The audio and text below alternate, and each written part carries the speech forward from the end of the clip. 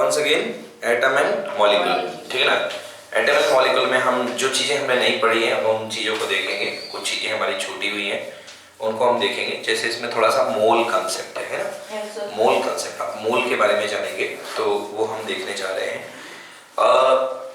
अब बच्चों, अब जैसे पहला क्वेश्चन आपको मैंने जो शीट दी आपको, देखिए पहला क्वेश्चन है which postulate of Dalton's atomic theory is a result of law of conservation of mass?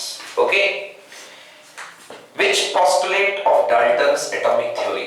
Dalton की एटॉमिक थ्योरी की कौन सी पोस्टुलेट, मतलब डाल्टन ने जो स्टेटमेंट दिया था ना, डाल्टन ने एक दो या तीन स्टेटमेंट जो दिए थे उनको हम बोलते हैं पोस्टुलेट। उसमें से कौन, जो डाल्टन का पोस्टुलेट था वो कौन सा पोस्टुलेट था जो रिजल्ट था किसका, law of conservation of mass का। Law of conservation of mass का रिजल्ट था। तो आपने देखा है, सुना है, डाल्टन का जो पोस्टुलेट था, atom can neither be created nor be destroyed, है ना, nor be destroyed as a result law of conservation of mass. और ये एटम ना कभी क्रिएट होता है ना कभी डिस्ट्रॉय होता है। इसका मतलब एटॉमिक मास भी कभी क्रिएट नहीं होगा, वो कभी डिस्ट्रॉय नहीं होगा। इसका मतलब during the chemical reaction before जितना मास था आफ्टर उतना मास बना रहेगा। हमने लास्ट क्लास में देखा था, इसे हम बोलते हैं लॉ ऑफ कंजर्वेशन ऑफ मास, है ना। इसे हम बोलते हैं लॉ ऑफ कंजर्वेशन ऑफ मास। आगे समझ में, इसे हम बोलते हैं law of conservation of mass. और मैं इसको डिटेल में लिखता हूं। अगर कोई केमिकल रिएक्शन है ए से लेके बी और ये कन्वर्ट हो रही है सी से लेके डी में, सी प्लस डी में, so these are called reactants, these are called reactants, ये हमारे कहलाते हैं reactants and these are called product, ये कहलाता है हमारे पास product। ओके, तो इनका जो मास होता है, mass of reactant, total mass of reactant equals to total mass of product. Okay, total mass of product, ये हमारे पास law of conservation of mass था। नेक्स्ट क्वेश्चन है which postulate of Dalton atomic theory can explain the law of definite proportion? कौन सा Dalton का postulate जो है ना, एक्सप्लेन करता है डेफिनेट प्रोपोर्शन। डेफिनेट प्रोपोर्शन का लॉ मैंने आपको क्या बताया था, मैंने कहा था आप कोई भी सब्सटेंस है, कोई भी मटेरियल है ना, आप उसको डिफरेंट सोर्सेस से लेकर के आओ, मगर हमेशा उसमें जो मास वाइज रेशियो होता है किसका, उनके सब एटॉमिक पार्टिकल का मास वाइज रेशियो, सब एटॉमिक पार्टिकल का हमेशा क्या पाया जाता है, सेम कांस्टेंट रेशियो पाया जाता है। जैसे वाटर में जो रेशियो होता है वो होता है उनके मास का 1:8, 1:8, बिकॉज वाटर का फॉर्मूला है H2O, वाटर का फॉर्मूला है H2O, H2O वाटर का फॉर्मूला है। तो इसमें दो हाइड्रोजन का मास कितना होगा, 2, बिकॉज एक हाइड्रोजन का मास 1 होता है, तो 2 multiplied by 1 equal to 2, and एक ऑक्सीजन है, ऑक्सीजन का मास कितना होता है 16, तो 2 अपॉन 16 इक्वल्स टू 1:8। ये हमने लास्ट क्लास में आपको बताया था। This is called law of definite proportion. Okay, next question देखते हैं बच्चों। Next, define the atomic mass unit. ये नई चीज है, एटॉमिक मास यूनिट, आपको नई चीज एकदम सीखने को मिल रही है कि एटॉमिक मास यूनिट क्या होगी। ओके, तो atomic mass unit is equal to 1/12 of mass of one atom of carbon which taken as 12। Carbon के एक एटम के मास का 1/12 हिस्सा या 12th हिस्सा, कार्बन के कितने एटम के मास का, एक एटम, कार्बन के कितने एटम के मास का, एक एटम, कार्बन के एक एटम के मास का 12वां हिस्सा जो होता है वो होता है 1 एटॉमिक मास यूनिट। ओके, तो 1 एटॉमिक मास यूनिट जो हुआ करता है that is called 1 AMU equal to mass of 1 atom of carbon, mass of 1 atom of carbon divided by 12। Okay, so this is atomic mass unit. Okay, this is very important, you should write it. Okay, what is atomic mass unit? It is 1/12 of mass of 1 atom of carbon, mass of 1 atom of carbon, carbon के एक atom के मास का 1/12 जो होता है that is called atomic mass unit।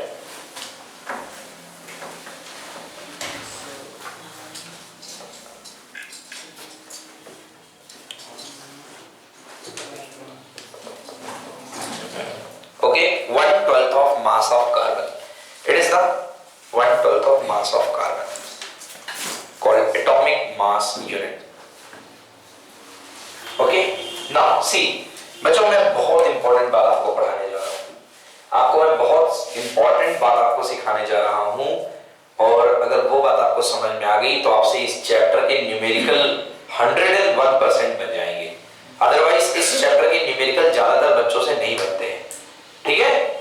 Otherwise ज्यादातर बच्चों से इस चैप्टर के न्यूमेरिकल नहीं बनते हैं। समझो बच्चों, क्या होता है, जैसे कि आप बोलते हो 1 ग्राम, 2 ग्राम, 3 ग्राम, 4 ग्राम, ऐसे करके आपने बोल दिया 1000 ग्राम।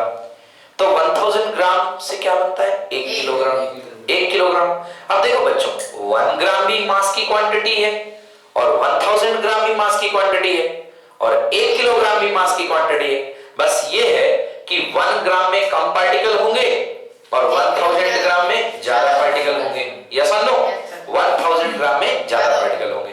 ऐसे ही केमिकल की एक क्वांटिटी हुआ करती है जो उसमें पार्टिकल बताती है। केमिकल की एक क्वांटिटी हुआ करती है जो उसमें क्या बताती है? पार्टिकल बताती है। समझ गया? पार्टिकल, नंबर ऑफ पार्टिकल, मास नहीं बताती है। केमिकल की एक क्वांटिटी होती है जिसमें हम केमिकल को नापते हैं और वो नंबर ऑफ पार्टिकल बताती है, उसको हम बोलते हैं मोल। क्या बोलते हैं? मोल। ओके, मोल। मोल एक केमिकल की क्वांटिटी है, केमिकल क्वांटिटी है। जैसे आपका किलोग्राम मास क्वांटिटी हो गया, तो मोल किसी भी ग्राम, किसी भी केमिकल के, किसी भी मॉलिक्यूल के, किसी भी एटम के, किसी भी एटम के 1 मोल में, बच्चों किसी भी एटम के 1 मोल में, MOLE है ना, किसी भी एटम के 1 मोल में कितने पार्टिकल होते हैं? 6.023 into 10 raised to the power 23 particles. 23 particles. ये समझ लिया आपने तो आपका काम बहुत इजी हो जाएगा। किसी भी क्वांटिटी के 1 मोल में 6.023 into 10 to the power 23 particle होते हैं। आ रहा समझ में?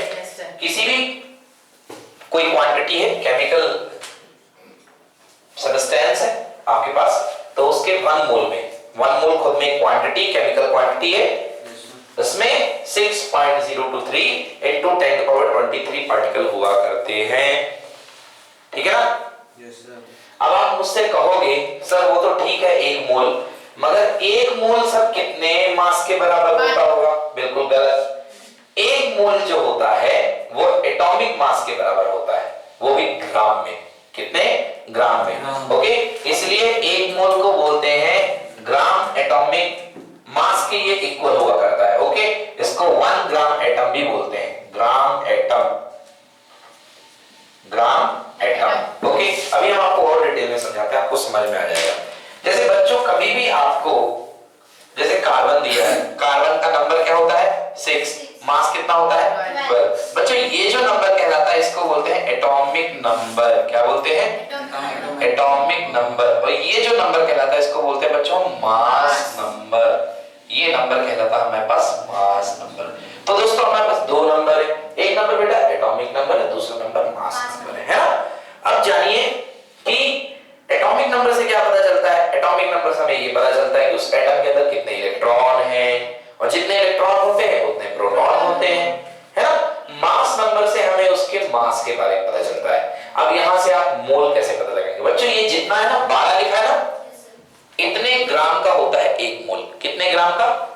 12 ग्राम का। अगर 12 लिखा है तो 12 ग्राम का 1 मोल, ऑक्सीजन का है ना? 12 ग्राम का 1 मोल। अगर ऑक्सीजन का होगा तो कितने ग्राम का 1 मोल? 16 ग्राम का, है ना? जैसे 8O16, तो ऑक्सीजन के 16 ग्राम में मिलेंगे 1 मोल, 16 ग्राम में 1 मोल। अब आप इसको ऐसे समझ सकते हो, सर उसके 12 ग्राम का 1 मोल और इसके 16 ग्राम का 1 मोल। अगर मैं आपको बाजार भेजूं, अब मैं बोलूंगा जाइए आप 80 रुपए का, है ना, 80 रुपए की शक्कर लेकर के आइए और 80 रुपए का कोई और गोल्ड लेकर के आइए, सोना। 80 रुपए का सोना और 80 रुपए की शक्कर, तो 80 रुपए की शक्कर कितनी लेकर के आओगे? 2 किलो, है ना? 80 रुपए का गोल्ड मिलेगा आपको क्या? या तो ऐसे शायद छिपा देगा आपके हाथ में, रख देगा ऐसे, है ना? हाँ, तो इस तरीके से बताइए कि आपको गोल्ड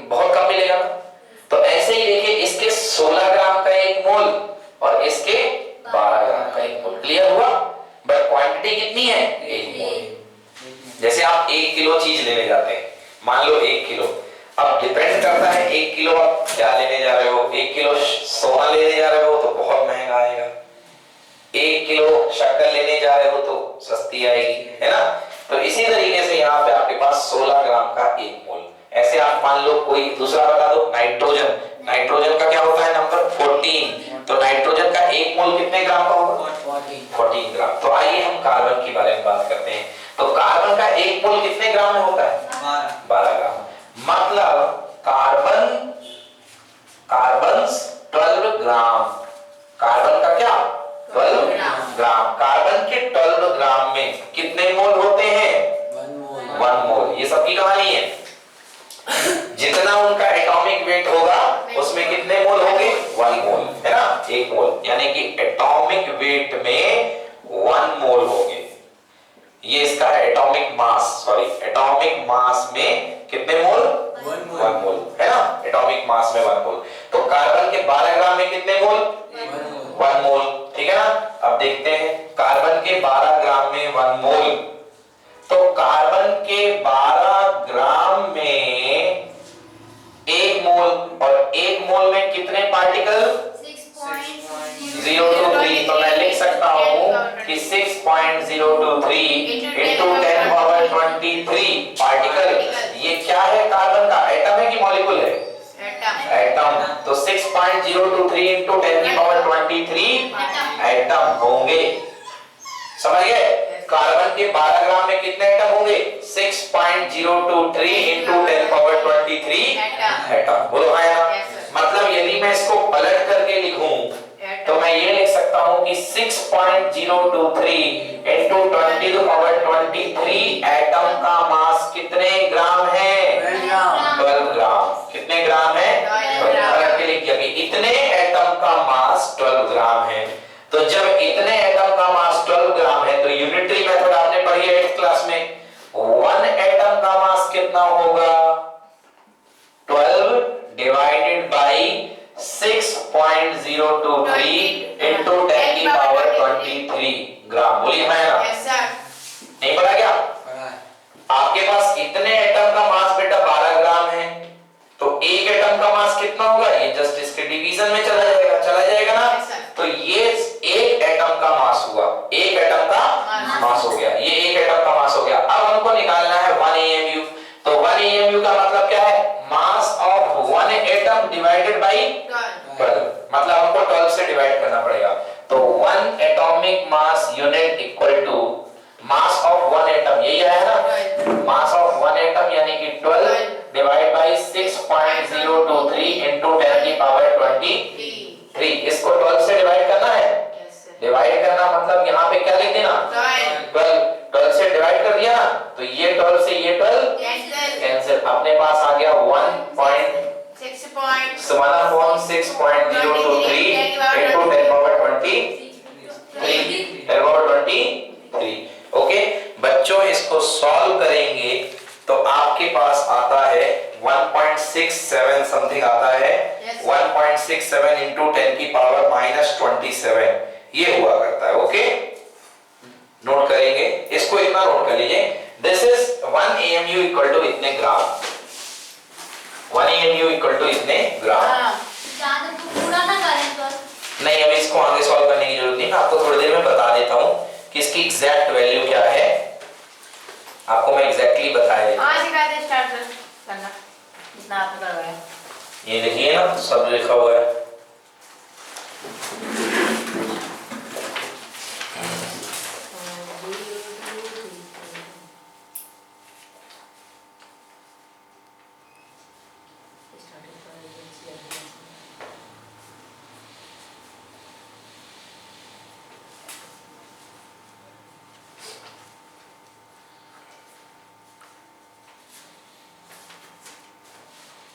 इसकी एग्जैक्ट वैल्यू मैं आपको बता दूंगा थोड़ी देर में कि इसकी एग्जैक्ट वैल्यू कितनी होती है।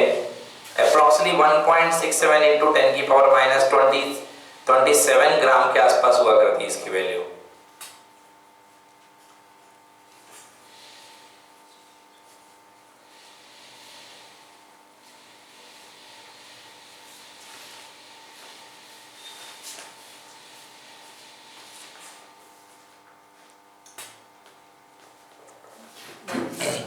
Okay done.